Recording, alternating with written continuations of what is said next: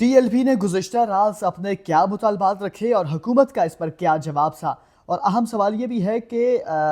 T L P کے جو سربراہ ہیں سعد رضوی، وہ کدھر ہیں؟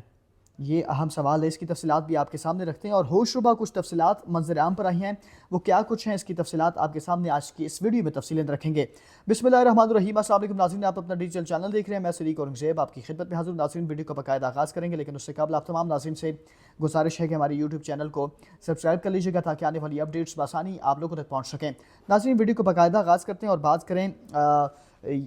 کچھ ڈیٹیل جو ہمارے پاس آئی ہیں۔ تو انکشاف یہ سامنے آیا ہے کہ گزشتہ شب 2 بجے تک جو یہ مذاکرات کے معاملات سے وہ بڑی خوش اسلوبی سے آگے بڑھ رہے تھے، مگر پھر اچانک سے ان مذاکرات میں ڈیڈ لاک آ گیا اور وہ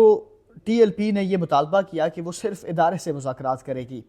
صرف ادارے سے مذاکرات کرے گی، یعنی کہ اسٹیبلشمنٹ کا انہوں نے کہا کہ مذاکرات ان سے کریں گے، مگر آبویسلی جواب جب ادارے کی جانب سے آیا کہ بات چیت ہوگی لیکن دھرنا فوراً ختم کریں، لوگوں کو جو مشکلات ہیں تاکہ وہ مشکلات ختم ہوں، اور پھر ٹی ایل پی نے یہ کہا جی بالکل، انہوں نے فوری عمل درآمد کیا۔ پھر ہم نے دیکھا کہ انہوں نے احتجاج کی کال کا اعلان کیا، ویڈیو بیان ان کے آیا ترجمان کا۔ پھر حکومتی ذرائع کے مطابق ٹی ایل پی کی جو قیادت ہے ان کو یہ بتایا گیا تھا کہ انہیں جو ریلی کی اجازت ہے وہ نہیں دی جا سکتی ہے، لیکن ماضی کی طرح ان کی کوئی سہولت یا رعایت دی جائے گی، انہیں ہر صورت میں احتجاج اوبیسلی ختم کرنا ہوگا۔ اب اس دوران جی ٹی ایل پی کے مارچ میں جو موجود کارکنان تھے ان کی تعداد بھی ذرائع یہ بتا رہے کہ کم ہو گئی تھی، اور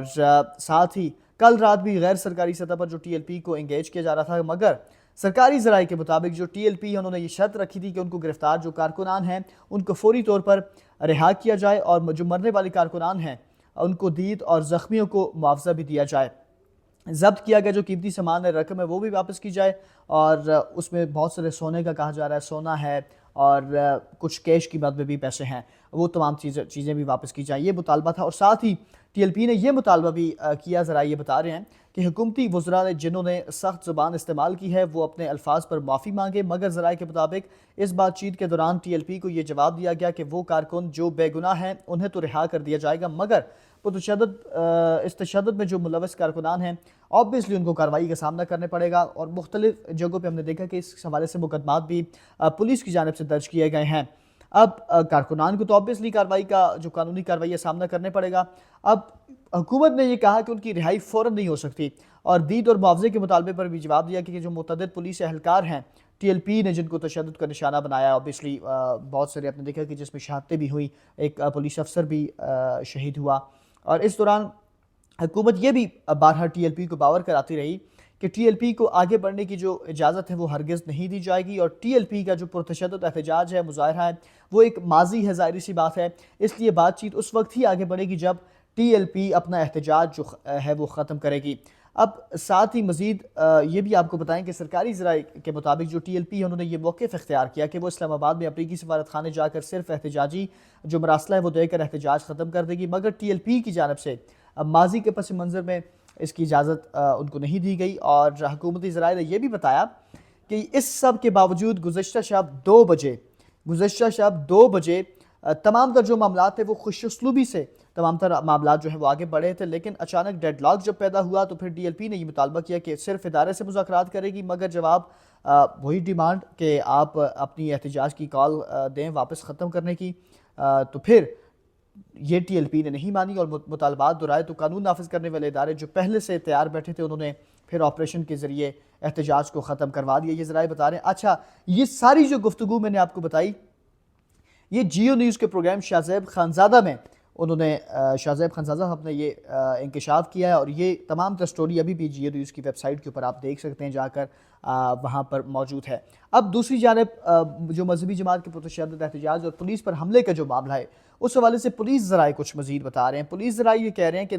انتشار پسند جو مظاہرین ان کو منتشر کر دیا گیا ہے۔ پرتشدد احتجاج میں ایک پولیس افسر اور درجنوں اہلکار زخمی ہوئے، اور انہوں نے کہا جی یہ واقعہ جو ہے وہ 13 اکتوبر کی درمیانی شب میں پیش آیا، اور مذاکرات کی انتظامیہ نے، لیکن اس دوران قیادت نے ہجوم کو اکساتے رہی جو قیادت تھی، اور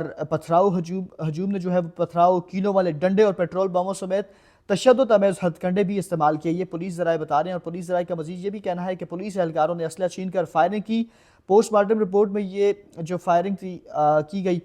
یہ انکشاف ہوا۔ پوسٹ مارٹم رپورٹ میں ذرائع یہ بتا رہے ہیں پولیس کے کہ جو پولیس سے اسلحہ چھینا گیا انہی سے پولیس پر واپس فائرنگ کی گئی، جس میں شہادتیں بھی ہوئی اور زخمی بھی ہوئے۔ اچھا، پولیس ذرائع نے یہ بھی کہا جی 40 سرکاری اور نجی گاڑیاں چلائی گئی اور کئی دکانوں کو بھی نظر آتش کیا گیا۔ اس تشدد کے دوران 48 پولیس اہلکار زخمی ہوئے، جن کو 17 جو ہے وہ گن شاٹ سے زخم آئے ہیں اور مختلف اسپتالوں میں زیر علاج ہیں۔ اچھا، سعد نے کہا جی اس تصادم کے دوران ٹی ایل پی کے 3 کارکن شہید اور 1 راہگیر جہاں بحق ہوا، دیگر 30 کے قریب شہری بھی زخمی ہوئے، پولیس ذرائع یہ بتا رہے ہیں۔ اور انہوں نے کہا جی یونیورسٹی کی بس سمیت متعدد گاڑیاں اغوا کر کے احتجاج میں استعمال کی گئی۔ عینی شاہدین کے مطابق بعض گاڑیاں عوام کو کچلنے کے لیے بھی چلائی گئیں۔ پولیس ذرائع نے مزید یہ کہا کہ مذہبی جماعت کے رہنما موقع سے فرار ہیں، متعدد مظاہرین کو گرفتار کر لیا گیا اور آپریشن ان کی تلاش کے لیے جاری ہے۔ پولیس جو ہے وہ پیٹرول بم گاڑیاں چلانا اور اسلحہ چھیننا پرامن احتجاج میں نہیں ہوتا، یہ پولیس ذرائع کا کہنا ہے۔ اور اب اہم سوال یہ بھی ہے، دوسری جانب ذرائع یہ بھی بتا رہے ہیں، اب یہ سوال آپ سب لوگوں کا ہے اور لوگ جاننا چاہتے ہیں کہ جو سعد رضوی صاحب جو ٹی ایل پی کے سربراہ ہیں